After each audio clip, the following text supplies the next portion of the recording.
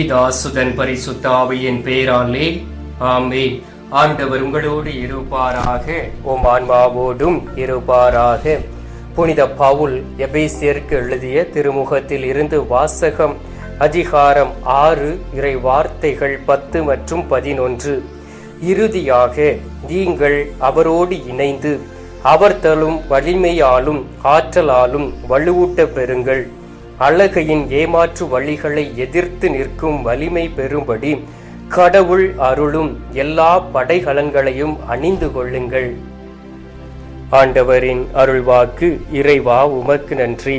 கிறிஸ்துவுக்குள் பிரியமான என் அன்பு சகோதர சகோதரிகளே, ஆண்டவராகிய இயேசு கிறிஸ்து தாமே உங்களையும் உங்களுடைய குடும்பத்தையும் நிறைவாக ஆசீர்வதிப்பாராக. உண்மையிலும் உண்மையுமாக அவருடைய திரு சமூகத்தில் நின்று நான் உங்களுக்கு சொல்லுகின்றேன். ஒவ்வொரு நாளும் உங்களுக்காக உங்களுடைய குடும்பத்திற்காகவும் நான் ஜெபிக்கின்றேன். குறிப்பாக யாரெல்லாம் இந்த கத்தோலிக்க காணொளியை நீங்கள் பார்த்து பலன் அடைந்து சாட்சியாக நிற்கிறீர்களோ, உங்களை ஆண்டவர் மிகவும் உயர்த்துவார். அன்பார்ந்தவர்களே, அதிகாலையில் எழுந்து ஜெபத்தை கேட்கிறீர்கள், அதிகாலையிலே ஆண்டவருடைய திருமுகத்தை தரிசிக்கிறீர்கள். ஆண்டவர் ஒரு நாளும் உங்களை விட்டு வழி விலகி செல்ல மாட்டார். இந்த அருமையான நாளிலும் கூட நற்கருணை நாதர் உங்களை என்னையும் பார்த்து சொல்லுகின்றார், என் மகனே மகளே, நீ என்னை தேடக்கூடியவராய் இருக்கின்றாயா, நீ என்னை தேடக்கூடியவளாக இருக்கின்றாயா என்று அவர் ஒரு ஏக்க குரலோடு நம்மோடு பேசுவதை கேட்க முடிகின்றது. பிரியமானவர்களே, எப்பொழுதெல்லாம் நாம் ஆண்டவரை தேடுவதை மறக்கின்றோமோ, அப்பொழுதெல்லாம் நாம் ஆண்டவருடைய பக்கத்தில் இல்லை, சாத்தானுடைய பக்கத்தில் இருக்கிறோம் என்பதை புரிந்து கொள்ள வேண்டும். ஏனென்றால் சாத்தான் ஒவ்வொரு மனிதனுக்கும் ஒரு சோதனையை கொடுத்து எளிதாக கடவுளிடம் இருந்து அவன் பிரித்து விடுவான். ஆண்டவர் சொல்லுகின்றார், எங்கு அசுத்தம் இருக்கின்றதோ அந்த இடத்திலே பரிசுத்த ஆவியானுடைய செயல்பாடுகள் இருக்காது. எங்கெல்லாம் சுத்தமாய் இருக்கின்றதோ அந்த இடத்தில் தான் ஆவியானவர் செயல்படுவார். உங்களுடைய இதயம் பரிசுத்தமாய் இருக்க வேண்டும். உங்களுடைய சிந்தனை எப்பொழுதும் கடவுளை நோக்கி இருக்க வேண்டும். எந்த சூழ்நிலையிலும் மற்றவர்களை கெடுக்க வேண்டும், மற்றவர்களை அவமானப்படுத்த வேண்டும் என்கின்ற சிந்தை இல்லாமல் இந்த உலகத்தில் வாழும் பொழுதுதான் ஆண்டவரை தேடக்கூடிய அந்த மனதின் விருப்பம் நமக்கு வரும் என்றும் அறிஞர்கள் சொல்லுகிறார்கள். அன்பார்ந்தவர்களே, இந்த நாளிலே நாம் வாசிக்க கேட்டோமே, எப்பொழுதும் ஆண்டவரோடு இணைந்து இருக்க முயற்சி செய்ய வேண்டும். அவர் தரக்கூடிய வலிமையாலும் ஆற்றலாலும் வலுவூட்ட பெற்றவர்களாய் இந்த உலகத்தில் நாம் வாழ வேண்டும். நமக்கு தெரியும் எப்படி ஆற்றல் மிக்கவர்களாய் இருக்க முடியும் என்பதை நாம் அறிந்திருக்கின்றோம். பாருங்கள், இளைய பருவத்திலே இளைஞர்களாய் இருக்கும் பொழுது நன்றாக விளையாடுவார்கள்.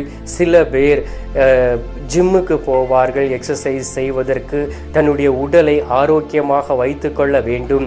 வாழக்கூடிய நாட்களிலே எந்த ஒரு நோயும் தொற்று நோயும் தன்னை தாக்கிவிடக் கூடாது என்பதற்காக ஒவ்வொரு நாளும் நடைப்பயிற்சியை மேற்கொள்வார்கள். அன்பார்ந்தவர்களே, இவை அனைத்தும் சரீரபூர்வமான ஒரு செயல் என்பதை நாம் புரிகின்றோம், அறிகின்றோம்.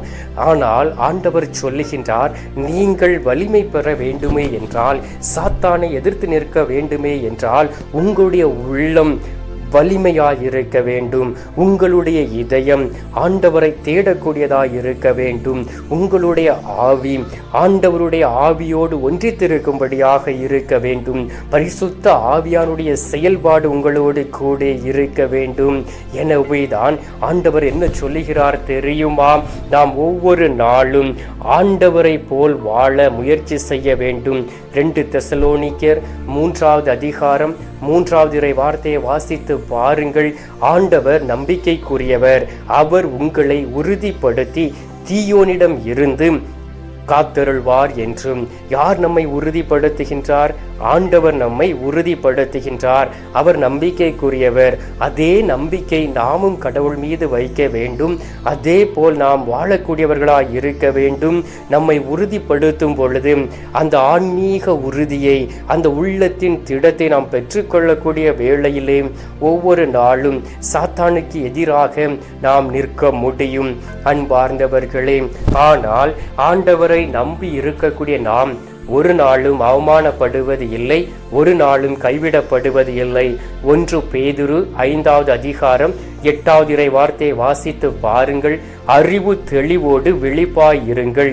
உங்கள் எதிரியாகிய அழகை யாரை விழுங்கலாம் என கர்ச்சிக்கும் சிங்கத்தை போல் அலைந்து திரிந்து கொண்டிருக்கிறான் என்று சொல்லப்பட்டு இருக்கின்றது.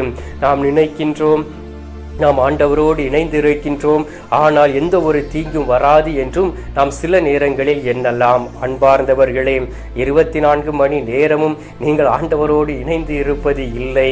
இந்த உலகபூர்வமான வாழ்க்கையிலும் ஈடுபடுகின்றீர்கள்.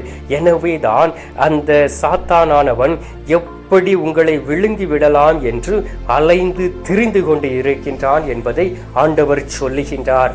எனவே தான் நாம் பிரயாணம் செய்யும் பொழுதும் சரி, நாம் ஜெபிக்கக்கூடியவர்களாய் இருக்க வேண்டும். நாம் குளிக்கும் பொழுது கூட அந்த உடலில் உள்ள அழுக்குகள் போவது போல, ஆண்டவரே என்னுடைய ஆன்மாவில் இருக்கக்கூடிய கரைகள் போகட்டும், சாத்தானுடைய செயல்கள் போகட்டும் என்று சொல்லி ஜெபித்து கொண்டே நீங்கள் இந்த வேலையை செய்யலாம். துணி துவைக்கும் பொழுது கூட அந்த துணியில் உள்ள அழுக்கு போவதை போல என் ஆன்மாவில் இருக்கக்கூடிய இருளும் பாவ சிந்தைகளும் மாற வேண்டும் என்று சொல்லி ஒரு சிறிய மன வலிமை ஜெபத்தை நீங்கள் ஏறெடுக்கலாம். ஆண்டவரே என் மீது இரக்கமாய் இரும் என்று நீங்கள் உங்களுக்குள்ளேயே சொல்லிக் கொள்ளலாம். சமைக்கும் பொழுது கூட நீங்கள் ஜெபிக்கலாம். அப்பொழுது ஜெபிக்கும் பொழுதுதான் எப்பொழுதும் ஆண்டவரோடு இருக்கக்கூடிய உறவும் ஒரு நாளும் தடைபடாது. யாக்கோப்பு 4வது அதிகாரம் 7வது இறை வார்த்தையை வாசித்து பாருங்கள். அதில் சொல்லப்பட்டு இருக்கின்றது, கடவுளுக்கு பணிந்து வாழுங்கள், அழகையை எதிர்த்து நில்லுங்கள், அப்பொழுது அது உங்களிடம் இருந்து ஓடி போகும் என்று. யாருக்கு பணிந்து வாழ வேண்டும்? கடவுளுக்கு பணிந்து வாழ வேண்டும். அதை விட்டுவிட்டு உங்களுடைய அதிகாரிக்கு பணிந்து அநேக முறை அவருடைய சொல்ல வார்த்தைகளை எல்லாம் கேட்டு அது வேத வார்த்தைகள் என்று நினைத்து நீங்கள் அவரை மட்டுமே மகிமைப்படுத்தி அவரை மட்டுமே மேன்மைப்படுத்தி இருந்தீர்கள் என்றால் ஒரு நாளும் கடவுளிலும் நிலைத்திருக்க முடியாது. அதே அதிகாரி ஒரு நாள் உங்களை தள்ளிவிடக்கூடும். அன்பார்ந்தவர்களை, ஆண்டவருக்கு கீழ்ப்படியக்கூடிய வேளையிலே, நாம் சோர்வுறக்கூடிய நேரத்தில், நாம் தாழ்த்தப்படக்கூடிய நேரத்தில் ஆண்டவர் நம்முடைய கரங்களை பிடித்து அப்படியே எழுப்பி விடுவார். ஒருவேளை இந்த நாளில் கண்ணீரோடு வந்திருக்கலாம், வேதனையோடு வந்திருக்கலாம், கவலையோடு வந்திருக்கலாம், துக்கத்தோடு வந்திருக்கலாம். நீங்கள் ஆண்டவரை தேடுங்கள். அன்பார்ந்தவர்களே, அவர் உங்களுடைய கண்ணீரை அவர் எடுத்து மாற்றி உங்களுக்கு ஒரு விடுதலையை கட்டளையிடுவார். இயேசுவை தேடினால் உண்மையிலும் உண்மையுமாக உங்களுக்கு விடுதலை உண்டு. இயேசுவை நாடினால் உண்மையிலும் உண்மையுமாக உங்களுக்கு ஆசீர்வாதம் உண்டு. இயேசுவோடு வழி நடந்தால் உண்மையிலும் உண்மையுமாக உங்களுக்கு பாதுகாப்பு உண்டு. எனவே நமக்கு பாதுகாப்பை தரக்கூடிய அன்பு நேசரோடு இணைந்திருக்க, அவரை தேடக்கூடிய பிள்ளைகளாய் மாற நம்மையே அர்ப்பணித்து சில மணித்துளிகள் ஜெபிப்போமா? இப்பொழுது நாம் மன்றாடலாம். எங்கள் பரலோக தந்தையே, இயேசு கிறிஸ்துவே, தூய நல் ஆவியே, தந்தையே, இந்த அருமையான காலை பொழுதிற்காக உமக்கு நன்றி அப்பா.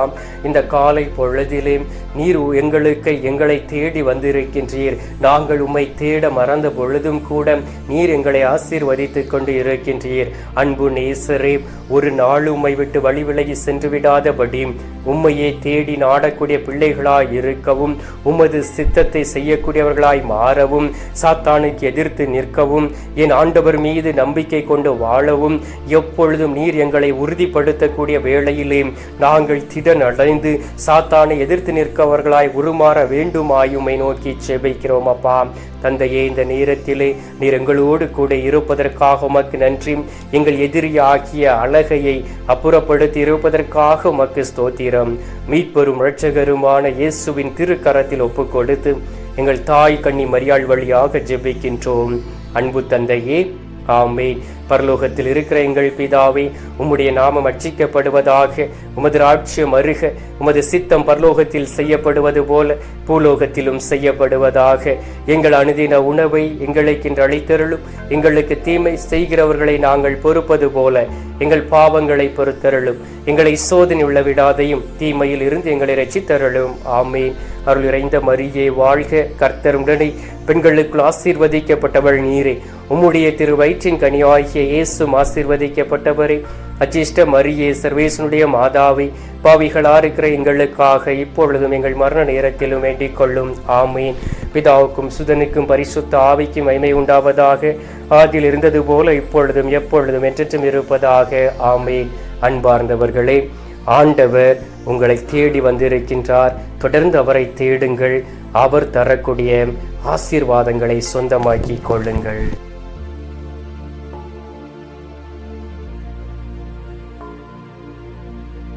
எல்லாம் அல்ல இறைவன் பிதா, சுதன், பரிசுத்த ஆவி உங்களை ஆசீர்வதிப்பாராக. ஆமீன்.